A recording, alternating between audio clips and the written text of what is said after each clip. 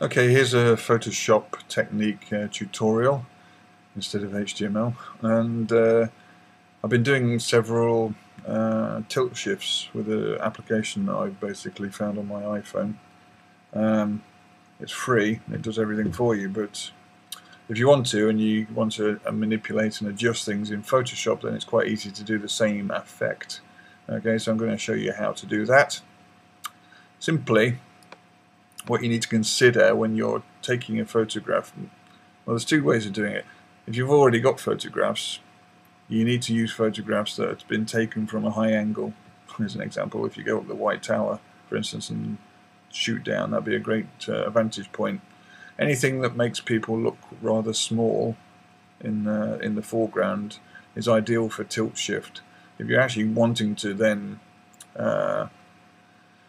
do tilt shift photography and you want to actually go out and take photographs specifically for that, think about high vantage points, and also think about trying to keep the area of focus in a horizontal position, whether it's vertical or horizontal, okay, in a band basically. So you can see this is a photograph I took some time ago of Thessaloniki's bay, and I'll take it from the top of a boat.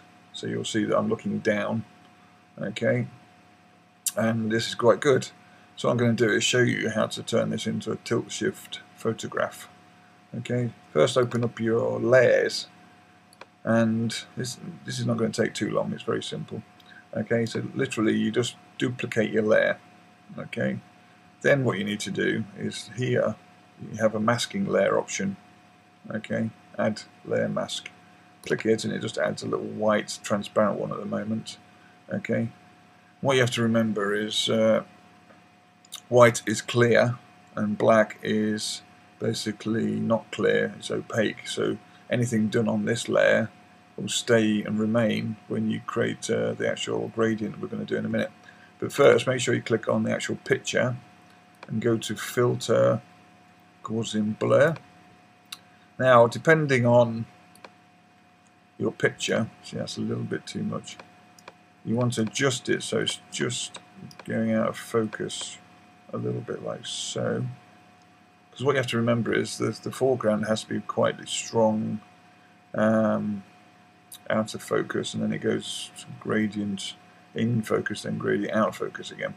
Okay, so I'm going to choose it so I can see it in my preview, so things are roughly out of focus the way I want it.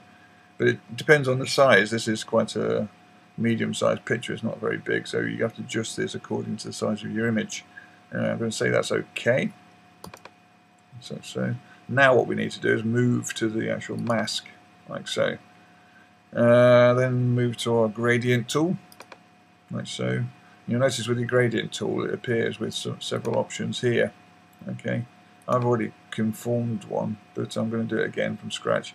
If you choose the black and white one, as I said before, black is opaque and white isn't. So what we need to do is, you can see my horizons at about 75 degrees, so I'm going to just literally put that around 70, and I'm going to duplicate. The way you duplicate it is hold down your Alt key when dragging it,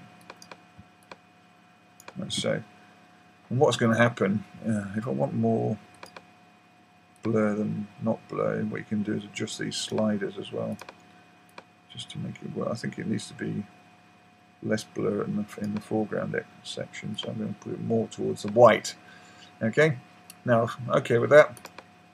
Now with your mask layer selected and holding down the shift, if I just draw literally a line down my picture and then release, what happens is it draws a mask. You'll see it here. Okay, it's kind of black. As you can see, I haven't got it correct.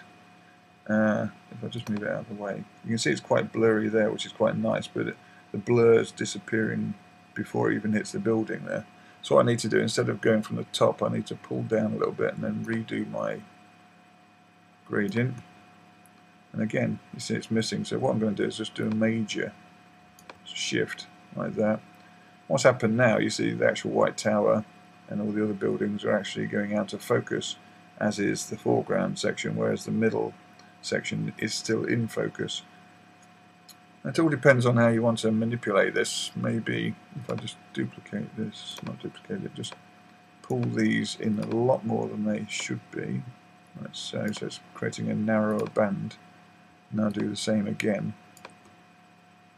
What we can do is keep doing it until we get the effect we want. Like, that's quite nice. You notice most of the people around this area here are in focus, which is what we want, and a little bit of the sea. Okay, it's out of focus in the foreground, it's out of focus in the background, but you'll notice the way that the focus is working, because it's a gradient, it blends between, on the mask, it blends between the actual out of focus, in focus, and then eventually it goes out of focus there, you see. That's quite out of focus. So it's not doing a full effect of the Gaussian blur, it actually blends between the two as it goes through the picture. Okay, next thing we need to do then, click back on the picture.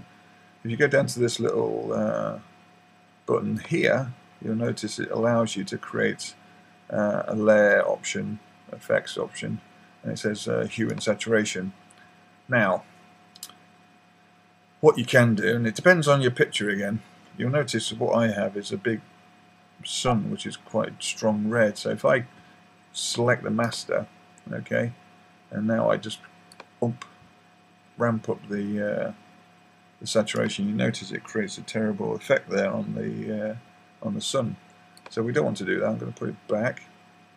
What we can do by avoiding doing this is we can adjust certain colours. I'm going to have to move this over so I can see the main area of interest. So if I go down to, say for instance, the magenta first and ramp that up, you'll notice there's not that much magenta. It seems to be in the sea. But I'm going to keep it around about there. Blues, there's a lot of blue in the sky and the sea. Yeah. So what that does is it ramps it up a little bit. There's a bit of blue on this truck as well. What this is trying to do is it's oversaturating things to make it look a little bit more unrealistic, and that's the whole point of this. Oops, did the wrong one. This effect is to make it look like it's a model, basically. And if you're using models paint, they're very saturated in their way that they produce colouring. You see the red one now. I'm going to move it over so I can see the sun. You don't want to do it too much. I want to do it until it starts bringing in that curve effect on the sun, and a little bit of this and a little bit over there. Okay, so once I'm happy with that, I'm going to just pull it out so I can see all of it.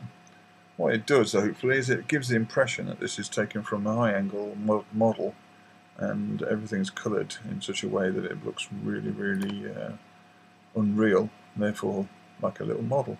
And that's basically, I'm just going to save this out to call it JPEG.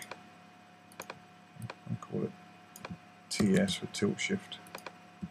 Okay, and that's basically it. Alright, have fun.